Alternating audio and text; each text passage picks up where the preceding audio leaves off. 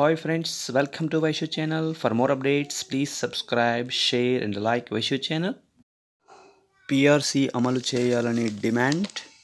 ప్రభుత్వం వెంటనే ఉద్యోగులకు పిఆర్సీ ప్రకటించి అమలు చేయాలని ఆల్ మైనారిటీ ఉద్యోగ కార్మిక సంక్షేమ సంఘం ఆల్మేవా రాష్ట్ర అధ్యక్షుడు ఫారూక్ హుస్సేన్ డిమాండ్ చేశారు. శనివారం మహబూబ్నగర్ జిల్లా కేంద్రంలో నిర్వహించిన ఉమ్మడి జిల్లా సర్వసభ్య సమావేశంలో మాట్లాడారు. పెండింగ్లో ఉన్న 4 కరువు భత్యాలను విడుదల చేయాలని కోరారు. 2 ఏళ్లుగా ఈ కుబేర్లో పెండింగ్లో ఉన్న ఉద్యోగ భవిష్య నిధి జీపీఎఫ్, సరెండర్ లీవ్, వైద్య బిల్లులు వెంటనే చెల్లించాలని వివరించారు.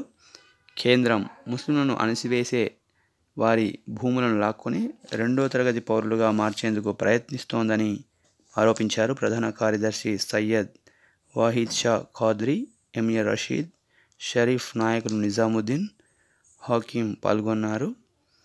మహబూబ్నగర్ జిల్లా అధ్యక్ష ప్రధాన కార్యదర్శులుగా మహమ్మద్ అయూబ్, అబ్దుల్ ఖలీల్, వనపర్తి బాధ్యులుగా మహమ్మద్ అష్రత్ అలీ, సయ్యద్ అబ్దుల్ జమీర్ పాల్గొన్నారు. Thanks for watching this video. For more updates please subscribe, share and like Vaishu channel. Thank you. Thanks for watching this video.